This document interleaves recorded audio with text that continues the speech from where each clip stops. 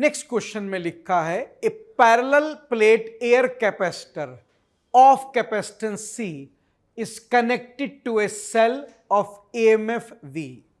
हमारे पास एक कैपेसिटर है जिसका कैपेसिटेंस C है और हमने उसे एक बैटरी से कनेक्ट कर दिया। कितने वोल्ट की बैटरी?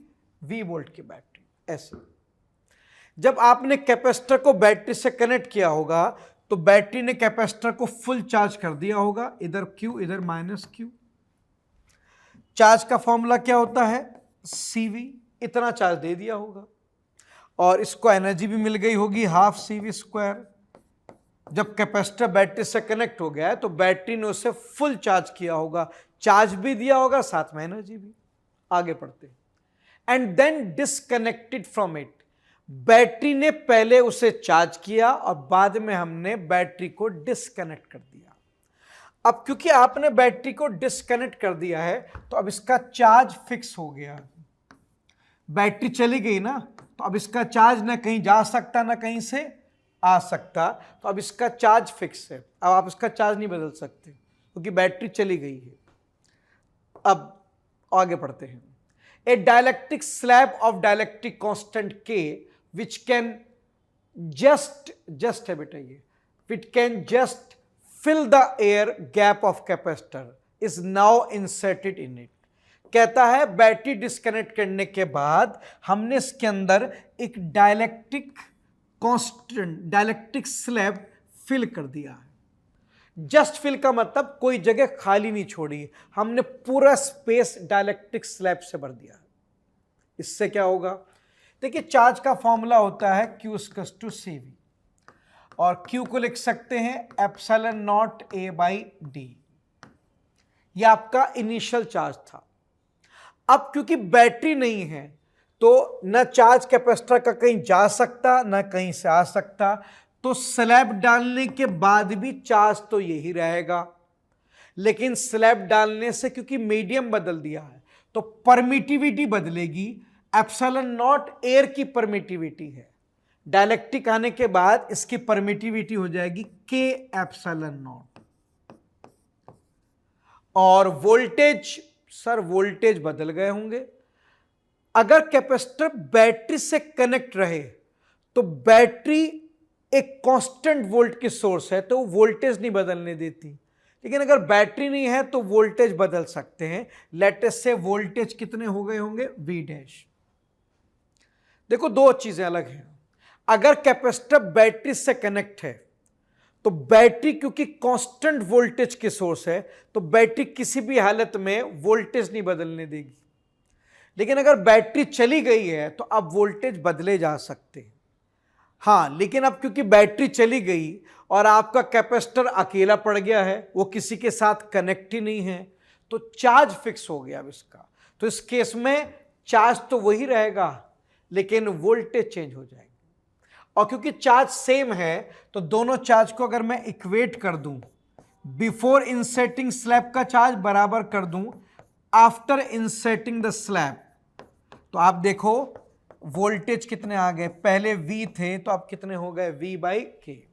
तो इस डाइलेक्ट्रिक स्लैब के डालने से वोल्टेज बदल गए बेटा, V से बदलकर क्या हो गया? V/K। आगे पढ़ते हैं क्वेश्चन। आगे क्या लिखा है?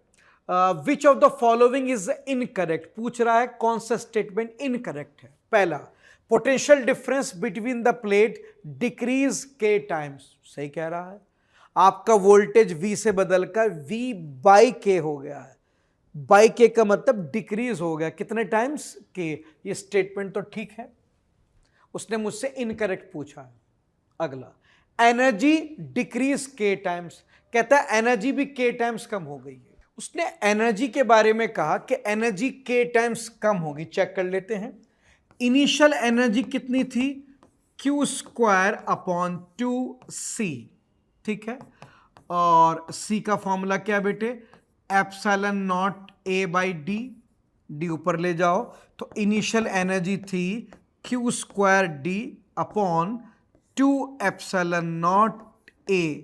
इनिशियल इतनी एनर्जी थी। ठीक है, अब जब आपने डाइलेक्ट्रिक स्लैब डाला होगा तो एनर्जी बदल गई होगी। लेट अस से UF।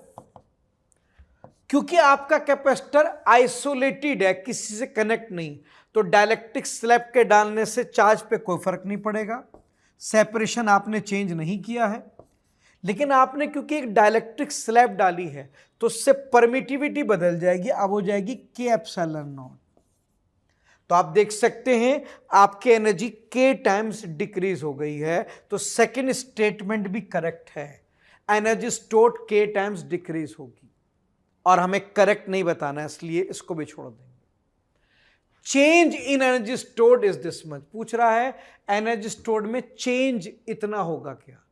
Sir final minus initial करना है चेंज के लिए, अभी कर देते हैं। देखिए चेंज इन एनर्जी कैसे निकलेगी, फाइनल माइनस इनिशियल, ठीक है।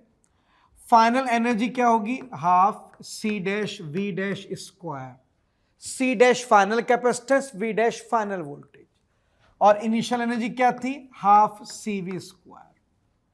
इस बार मैंने formula half C V square लिया है क्योंकि वो ऑप्शन भी हाफ सी वी स्क्वायर के टर्म्स में है।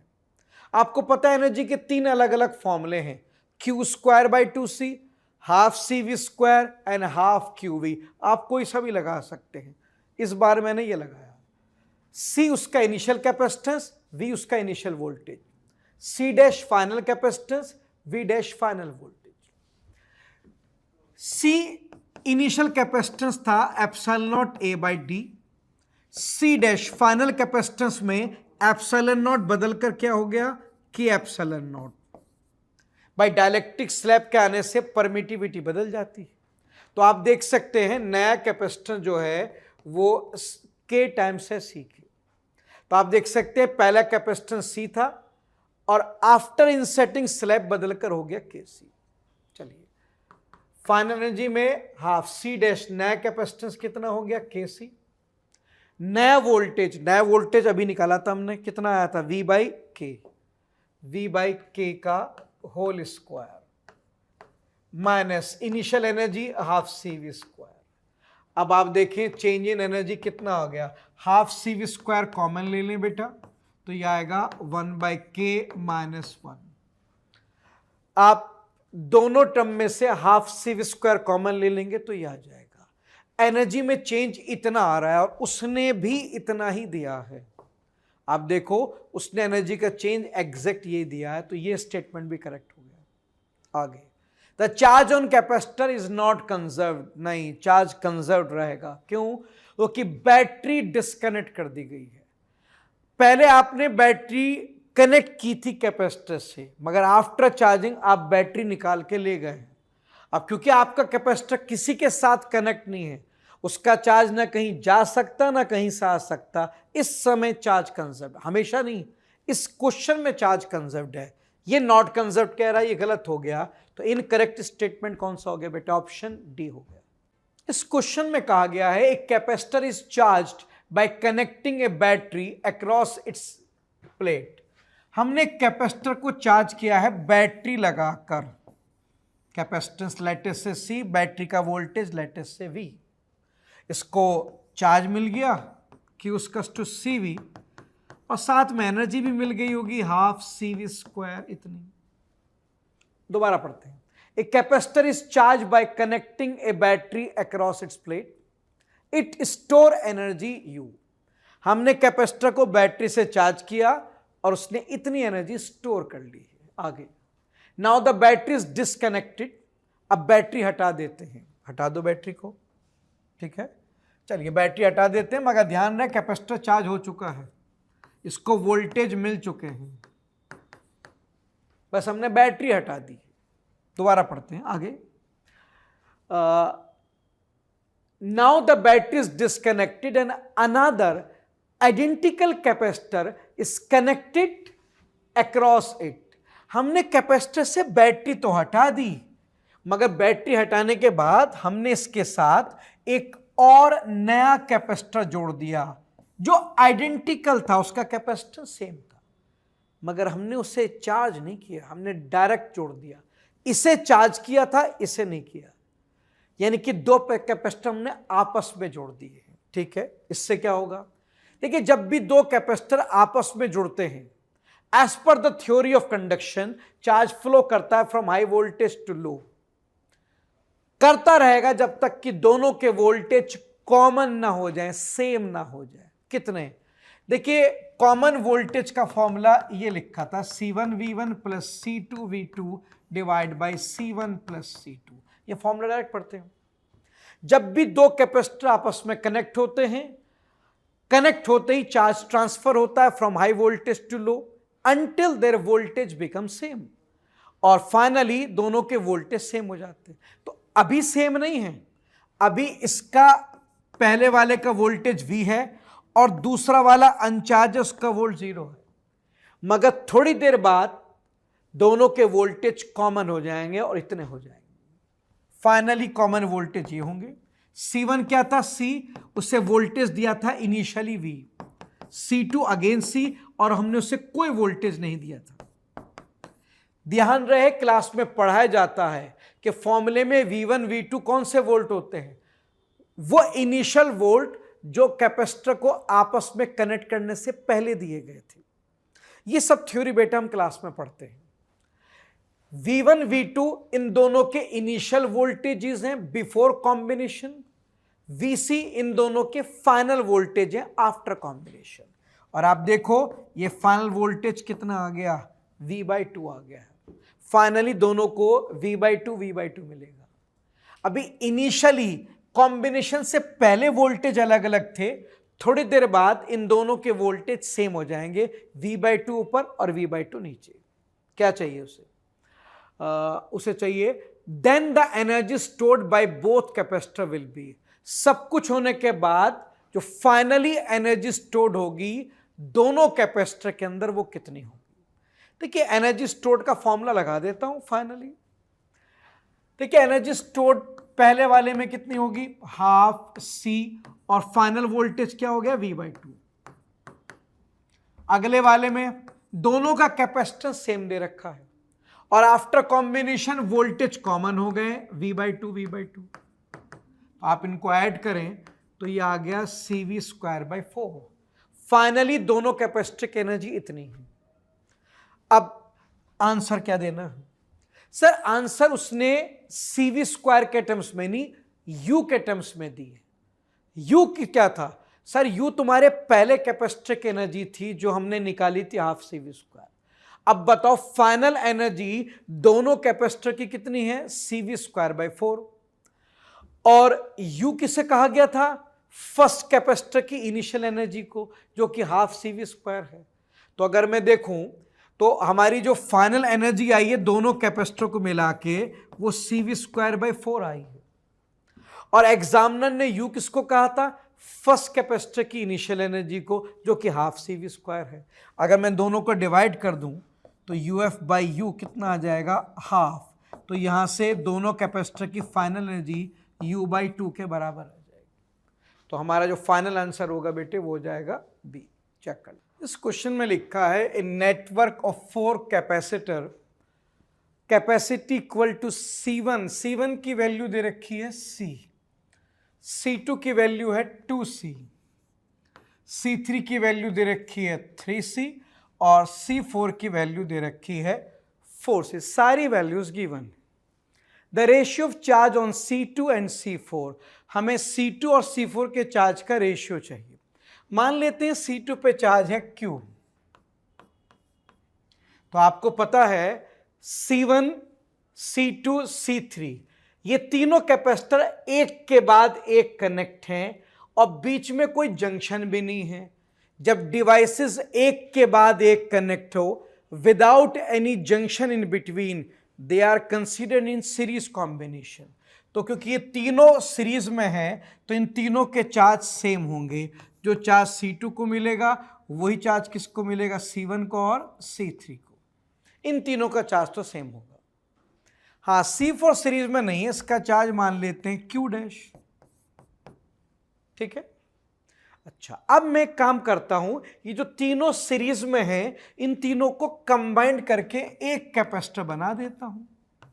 ऊपर के 3 सीरीज में है ना, उन सबको कंबाइंड करके एक कैपेसिटर बना दूंगा। मैं C4 को डिस्टर्ब नहीं कर रहा हूं। अब C4 को मैं डिस्टर्ब नहीं कर रहा हूं तो उसका चार्ज भी सेम रहेगा Q'। ये जो तीनों C1 C2 C3 सीरीज में थे, इन सबको मैं एक बनाऊंगा। कितना? अब आपको पता है सीरीज में फॉर्मूला क्या होता है बेटे। सीरीज में सी इक्विवेलेंट का फॉर्मूला ऐसे लिखेंगे, 1/C equivalent equals to 1/C1 plus 1/C2 plus 1/C3। मैंने सबकी वैल्यू पुट कर दी। अब यहां से सी इक्विवेलेंट निकाल लेते हैं बेटा। ये एलसीएम आ जाएगा 6C, यह आ जाएगा 6 plus 3 plus 2, that becomes 11/6C। किसकी वैल्यू है? 1/C equivalent. रेसिप्रोकेट कर दें तो यहां से बेटा सी इक्विवेलेंट आ जाएगा 6C/11। उन तीनों का सीरीज कॉम्बिनेशन आ गया 6C/11। तो इन तीनों कैपेसिटर का सीरीज कॉम्बिनेशन क्या हो गया? 6C/11। और चार्ज देखिए, सीरीज में थ्रू आउट भी चार्ज सेम रहता है और उनका टोटल भी सेम रहता है। सीरीज में रूल ये है कि जितना चार्ज 1 को मिलेगा उतना 2 को मिलेगा, उतना 3 को मिलेगा, और तीनों का टोटल भी वही रहेगा। यही कंसेप्ट है सीरीज का। पूरे सारे कॉम्बिनेशन का टोटल भी वही रहता है। ये क्लास में पढ़ाया जाता है। तो अगर सीरीज में सबका चार्ज Q Q Q था, उनके टोटल का चार्ज अभी भी क्या होगा? Q होगा। ये क्लास की थ्योरी है, वहां इसका लॉजिक भी पढ़ाया जाता है। अब ये सर्किट थोड़ा सिंप्लीफाई हो गया। अब ये दोनों पैरेलल में हैं और पैरेलल में वोल्टेज सेम मिलेंगे, V इसको मिलेंगे और V इसको। अब मैं इस पे चार्ज का फॉर्मूला लगाता हूं, Q इक्वल्स टू C कितना है? 6C/11 और वोल्टेज कितना है? V। चार्ज का फॉर्मूला होता है कैपेसिटेंस इनटू वोल्टेज, इसका कैपेसिटेंस इनटू इसका वोल्टेज। ये फॉर्मूला इस पे लगाता हूं, Q डैश इक्वल्स टू इसका कैपेसिटेंस इनटू इसका वोल्टेज। अब इसका भी चार्ज आ गया, इसका भी। अब दोनों को डिवाइड कर दें आप, Q को Q डैश से डिवाइड कर दें तो ये आएगा 6/11 डिवाइड बाई 4। बाकी डिवाइड करेंगे तो CV से CV कैंसिल हो जाएगा। तो अब 11 को नीचे ले जाएं तो ये आएगा 6/44, या आप कह सकते हैं 3/22। किसका रेशियो आ गया? Q/Q डैश का। और ये वही Q है जो C2 के पास था। तो C2 का चार्ज अपॉन C4 का चार्ज का रेशियो 3/22 आ गया बेटे। ऑप्शन बी आ गया, चेक कर लीजिए। देखिए, इस क्वेश्चन में कहा गया है a bullet of mass 2 gram is having a charge of 2 pi coulomb. Through what potential difference must it be accelerated starting from rest to acquire a speed of 10 metre per second. देखिए, आपको पता है total energy conserve रहती है, kinetic plus potential. तो initial total बराबर होगी final total के।